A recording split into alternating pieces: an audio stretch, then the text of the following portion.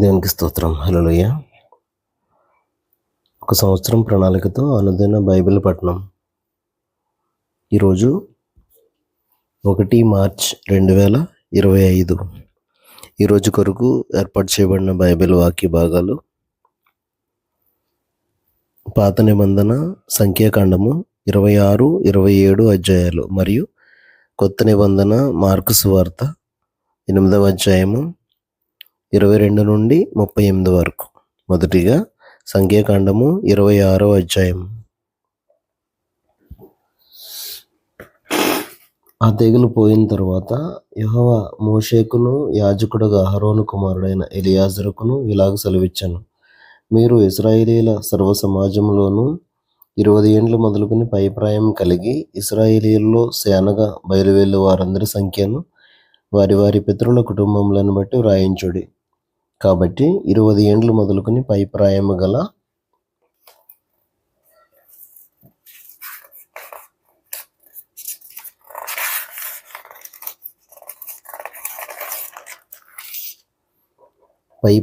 గలవారిని లెక్కింపుడని యెహోవా మోషేకును ఐగుప్తు దేశం నుండి వచ్చిన ఇశ్రాయేలీయులకును ఆజ్ఞాపించినట్లు మోషేయు యాజకుడగు ఎలియాజరును ఇశ్రాయేలీయులు మోయాబు మైదానములలో యెరికో యొద్దనున్న యోర్దాను దగ్గర నుండగా జనసంఖ్యను చేయుడని వారితో చెప్పిరి.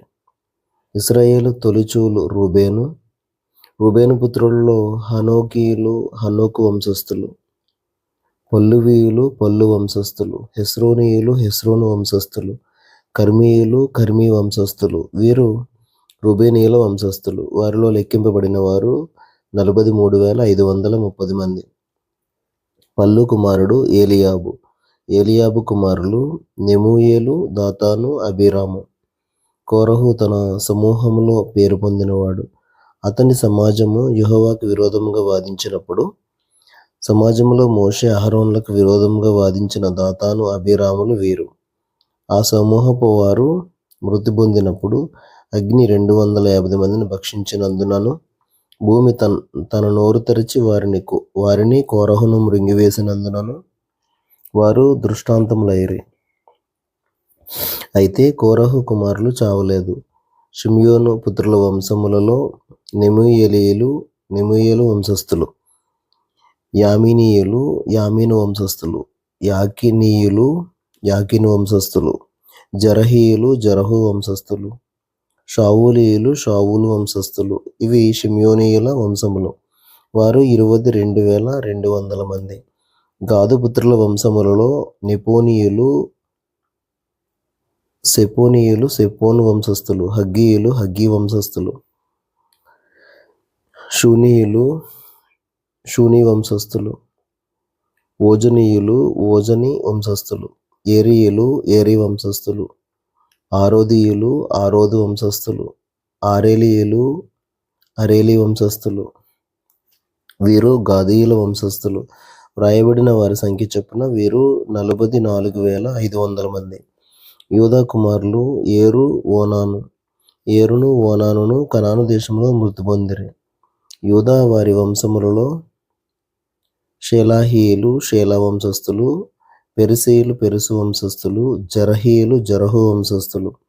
పెరిసీయులలో హెస్రోనీయులు హెస్రోను వంశస్థులు, హమూలీయులు హామూలు వంశస్థులు. వీరు యూదీయుల వంశస్థులు.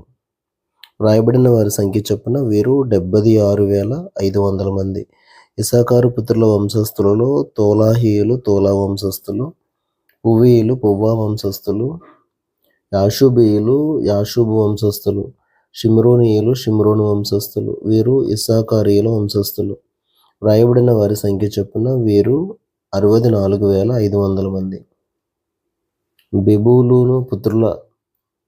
జెబూలూను పుత్రుల వంశస్థులలో సెరెదీయులు సెరెదు వంశస్థులు, ఏలోనీయులు ఏలోను వంశస్థులు, యహలేయులు యహలేలు వంశస్థులు. వ్రాయబడిన వారి సంఖ్య చొప్పున వీరు 60,500 మంది.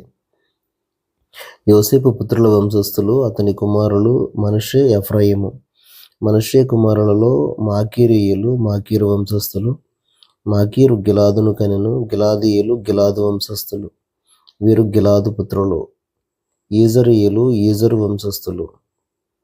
హెలకీయులు హెలకు వంశస్థులు. అస్రియేలీయులు అస్రియేలు వంశస్థులు. షెకెమీయులు షెకెము వంశస్థులు.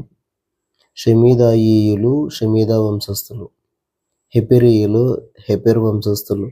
హెపెరు కుమారుడైన సెలోపెహాదుకు కుమార్తెలే గాని కుమారులు పుట్టలేదు. సెలోపెహాదు కుమార్తెల పేర్లు Mahlah, Noah, Hoglah, Milcah, Tirzah.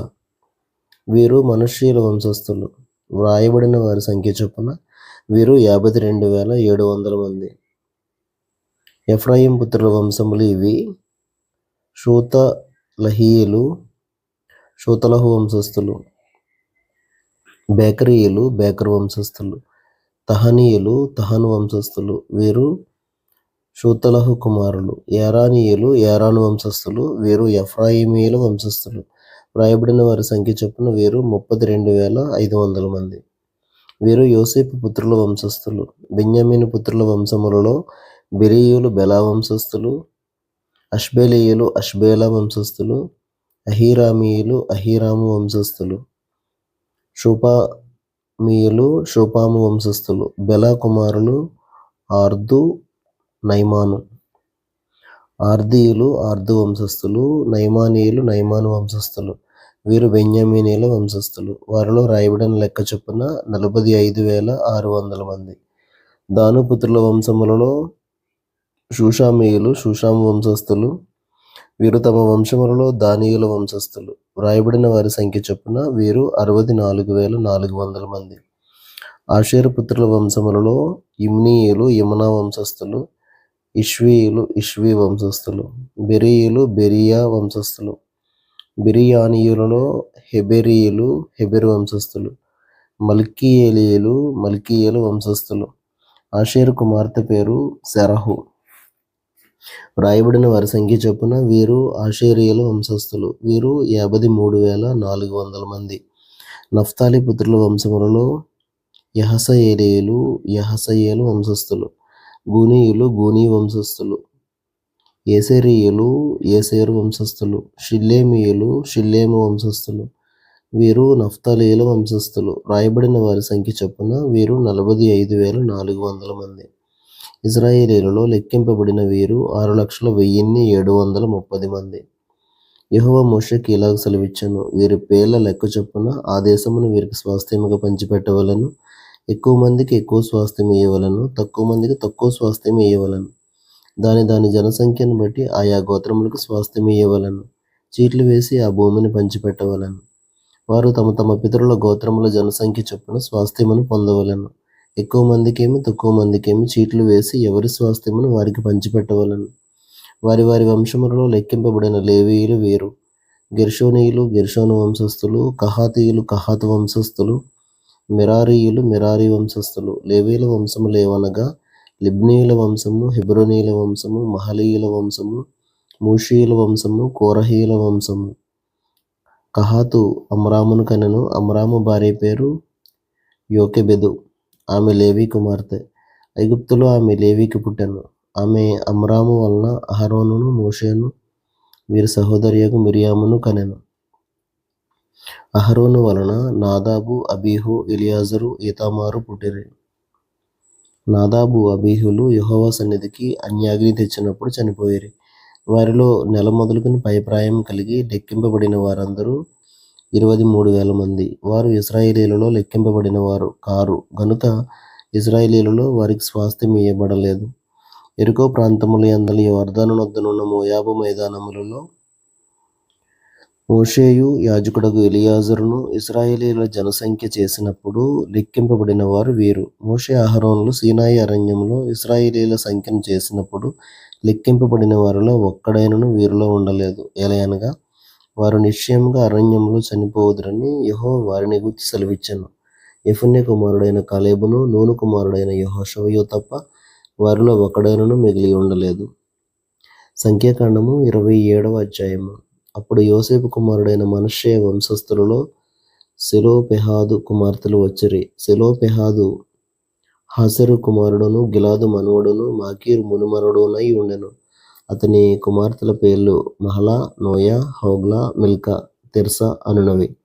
వారి ప్రత్యక్ష గుడారం యొక్క ద్వారం వద్ద మోషే ఎదుటను, యాజకుడైన ఎలియాజరు ఎదుటను, ప్రధానుల ఎదుటను, సర్వ సమాజం ఎదుటను నిలిచి చెప్పినదేమనగా, మా తండ్రి అరణ్యంలో మరణమాయెను. అతడు కోరహు సమూహములో అనగా యెహోవాకు విరోధముగా కూడిన వారి సమూహములో ఉండలేదు గాని తన పాపమును బట్టి మృతి పొందెను. అతనికి కుమారులు కలగలేదు. అతనికి కుమారులు లేనంత మాత్రం చేత మా తండ్రి పేరు అతని వంశంలో నుండి మాసిపోనేలా మా తండ్రి సహోదరులతో పాటు స్వాస్థ్యమును మాకు దయచేయమనిరి.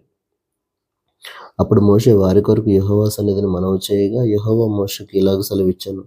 సెలోపెహాదు కుమార్తెలు చెప్పినది యుక్తము. నిశ్చయముగా వారి తండ్రి సహోదరులతో పాటు భూస్వాస్థ్యమును వారి ఆధీనము చేసి వారి తండ్రి స్వాస్థ్యమును వారికి చెంద చేయవలెను. మరియు నీవు ఇశ్రాయేలీయులలో ఇట్లు చెప్పవలెను, ఒకడు కుమారుడు లేక మృతి పొందిన యెడల మీరు వాని భూస్వాస్థ్యమును వాని కుమార్తెలకు చెంద చేయవలెను. వానికి కుమార్తె లేని యెడల వాని అన్నదమ్ములకు వాని స్వాస్థ్యం ఇయ్యవలెను. వానికి అన్నదమ్ములు లేని యెడల వాని భూస్వాస్థ్యమును వాని తండ్రి అన్నదమ్ములకు ఇయ్యవలెను. వాని తండ్రికి అన్నదమ్ములు లేని యెడల వాని కుటుంబంలో వానికి సమీపమైన జ్ఞాతికి వాని స్వాస్థ్యం ఇయ్యవలెను. వాడు దాన్ని స్వాధీనపరచుకొనును. యెహోవా మోషేకు ఆజ్ఞాపించినట్లు ఇది ఇశ్రాయేలీయులకు విధింపబడిన కట్టడ. మరియు యెహోవా మోషేతో ఇట్లనెను, నీవు ఈ అబారీము కొండ ఎక్కి నేను ఇశ్రాయేలీయులకు ఇచ్చిన దేశమును చూడుము. నీవు దాన్ని చూచిన తరువాత నీ సహోదరుడైన అహరోను చేర్చబడినట్లు నీవును నీ స్వజనులలో చేర్చబడుదువు. ఎలయనగా సీను అరణ్యంలో సమాజము వాదించినప్పుడు ఆ నీళ్ల యొద్ద వారి కన్నుల ఎదుట నన్ను పరిశుద్ధపరచక నా మీద తిరగబడితిరి. ఆ నీళ్లు సీను అరణ్యమందలి కాదేశులోనున్న మెరీబా నీళ్ళే. అప్పుడు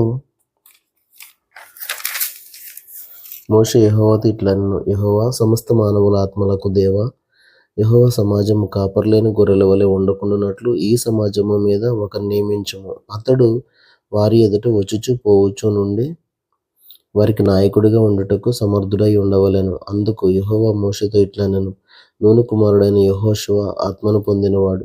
నీవు అతన్ని తీసుకుని అతని మీద నీ చెయ్యి ఉంచి యాజకుడగు ఎలియాజరు ఎదుటను సర్వ సమాజం ఎదుటను అతన్ని నిలువబెట్టి వారి కన్నుల ఎదుట అతనికి ఆజ్ఞయిమ్ము. ఇశ్రాయేలీయుల సర్వ సమాజము అతని మాట వినున్నట్లు అతని మీద నీ ఘనతలో కొంత ఉంచుము. యాజకుడైన ఎలియాజరు ఎదుట అతడు నిలువగా అతడు యెహోవా సన్నిధిని ఊరీము తీర్పు వలన అతని కొరకు విచారింపవలెను. అతడును అతనితో కూడా ఇశ్రాయేలీయులందరూ అనగా సర్వ సమాజము అతని మాట చొప్పున తమ సమస్త కార్యములను జరుపుచుండవలెను. యెహోవా మోషేకు ఆజ్ఞాపించినట్లు అతడు చేశాను. అతడు యెహోషువను తీసుకుని యాజకుడైన ఎలియాజరు ఎదుటను సర్వ సమాజం ఎదుటను అతని నిలువబెట్టి అతని మీద తన చేతులుంచి యెహోవా మోషే ద్వారా ఆజ్ఞాపించినట్లు అతనికి ఆజ్ఞ ఇచ్చాను. కొత్త నిబంధన మార్కు సువార్త 8వ అధ్యాయము 22 నుండి 38 వరకు.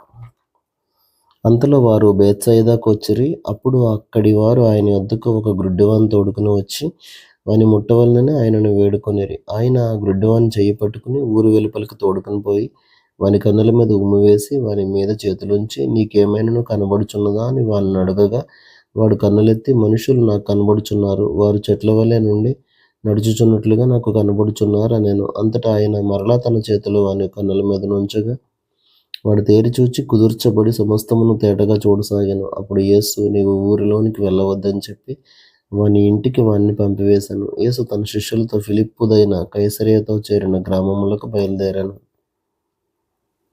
మార్గములో నుండగా, నేను ఎవడనని జనులు చెప్పుచున్నారని తన శిష్యులను అడిగాను. అందుకు వారు, కొందరు బాప్తిస్మమిచ్చు యోహాననియు, కొందరు ఏలియా అనియు, మరికొందరు ప్రవక్తలలో ఒకడనియు చెప్పుకొనుచున్నారు అనిరి. అందుకు ఆయన, మీరైతే నేను ఎవడని చెప్పుచున్నారని వారిని అడగగా, పేతురు, నీవు క్రీస్తు అని ఆయనతో చెప్పాను. అప్పుడు తన్ను గూర్చుని ఈ సంగతి ఎవనితోనూ చెప్పవద్దని ఆయన వారికి ఖండితంగా చెప్పాను. మరియు మనుష్య కుమారుడు అనేక హింసలు పొంది పెద్దల చేతను ప్రధాన యాజకుల చేతను శాస్త్రుల చేతను ఉపేక్షింపబడి చంపబడి 3 దినములైన తరువాత లేచుట అగత్యమని ఆయన వారికి బోధింపన ఆరంభించాను.